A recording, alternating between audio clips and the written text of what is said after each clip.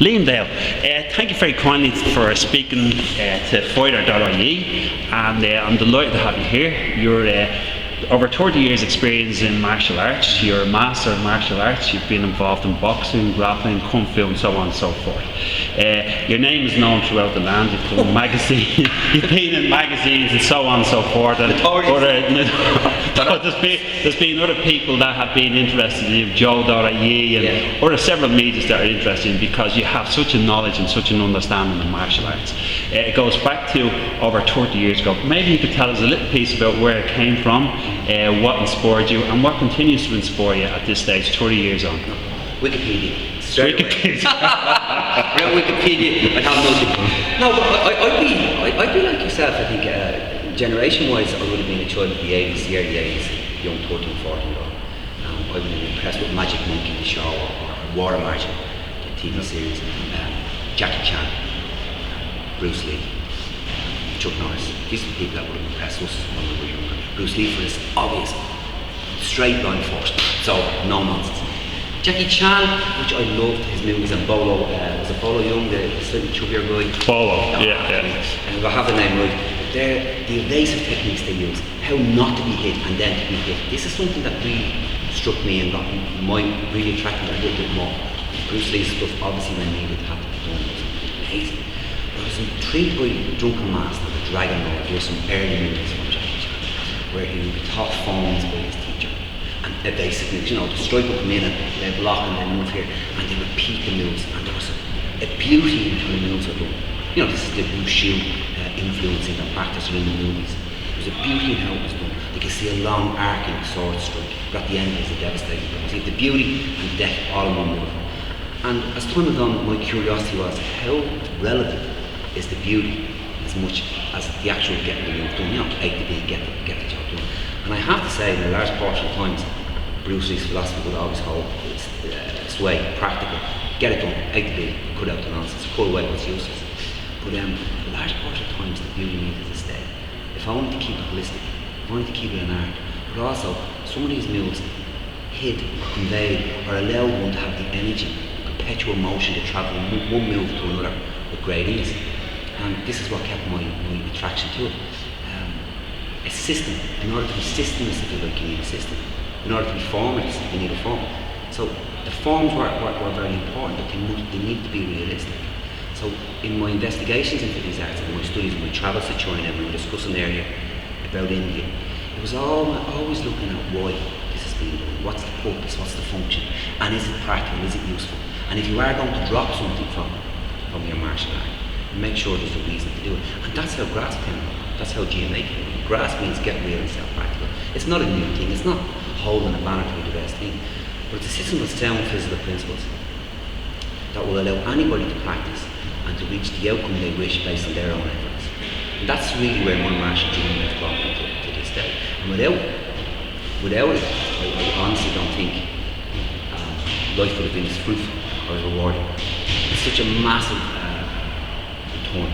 Well, obviously, sorry, cutting across there, but obviously you practice what you preach, and after teaching and learning for 20 odd years or so, you decided to go back to competition last year, which obviously some of people say insane. 48 years of age there, I tell the truth about your age, but still you wanted to go back and compete, and as a result of that, phenomenally you won the Irish Championship, and then you went on to the WACO Championship. What was that journey like, and how was it, and where has it led you to now?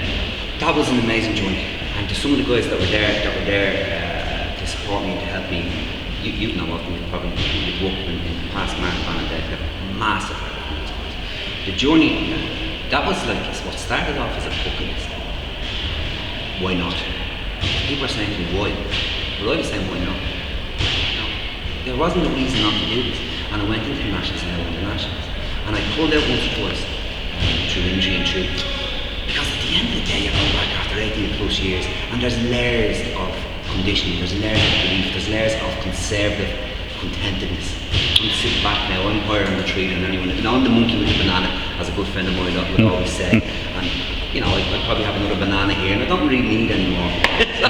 Why go back? Yeah, full up on bananas. For more. But I did. I made that move, and I found the layers to be peeled off of conditioning the harness, as in the comfort there, so I started to spar. I get a few knocks and I go, I don't like the feel of this. You find you're up against a young talker guy with just some fantastic champions in their organisation, as you know, in the Wackos and kickboxing, some serious athletes. And in kickboxing, particularly at the national level, it all happens. Three 2 minute rounds, two 2 minute rounds, they get into the nationals or into the finals. And if you're not on your game, it's over. When you're playing with maybe a younger group, now I know my section is the veteran section, but when you go into competitions or into the squad session, like only 2 weeks ago, you're with the national champs. But as I say, you get used to this. Yeah, well, sorry, once again to come across, but you actually, the end result was at the end of the year last year, 2014, you were the WACO European champion. You were acknowledged by Mr. Pat Hickey, the chairman of the Olympic Council of Ireland, who presented you with Athletes of the Year on behalf of Kickboxing Ireland. And now, at this stage, 2015, would you think people would say, well, you had enough forever, you're going on now and you're going for the World Championships? Like, is there any stop to lean? This endless journey that you're on. Sometimes I walk with him and I go, idiot. What are you doing with your limit numbers and everything? But you mentioned, that was a fantastic award because that came from my own organisation. That came from Kickboxing Ireland. And have your own award was fantastic. Right. Because they were hard fights. And I that was acknowledged, and it's true. I didn't turn up and go, I had to fight my way. Absolutely, yeah. Down in Ireland, and the camaraderie, support, the friendship, the growth at 48, which I didn't think would be seen again, that I went through. Why not do it again? Why not have one more fling, if you like? Now, if you talk to me this time next year, you know, right. But anything now is a bonus because the Europeans. That's what I wanted. I didn't realise at the time. I got it. And arguably anything is a bonus now, and I'm literally happy to be here. It's a fantastic journey. Well, in the background there, I can hear your students are practicing in the grappling martial arts down in Fairhouse. Obviously, there's a great atmosphere. There seems to be a great camaraderie. You obviously have great respect for what you are, what you teach, but more importantly, where you put yourself up against it last year and you succeeded where you're going. Do you think that going forward you will inspire other champions to go forward, to step onto the mats as you have done, and maybe be as successful as yourself, or strive beyond? Like, is that something? That's all. Strive. The best effort. That's all. Whether people win or lose is not. I win. Some people get out of bed every day and be happy that's a win. Some people turn up to their club as a win. You know, what is a win? A win is about being the best you can be. If all you can be today is to break the habit of not training and turn up to a club because you're inspired by those who are there. That's a win. No, the win is really about you being the best you can be. Yes, it would be great to have more champions, and I'll tell you something, in their game you'll be up against it because it's Waco standard, it's a serious standard. Right. And I know there are other great organisations out there, very much aware of it. But I look forward to a few, to inspiring a few more. Well, Liam, it's been great speaking to you. We look forward to watching your progress, and we hope that this will only be the start of your talks with Fighter. We'd certainly be watching and hoping that we can learn more about your knowledge and your understanding. We only scratched the surface here tonight, but I believe that going forward we'll be there and be watching, and there's a lot more in store for Liam Dale, martial artist, master martial artist.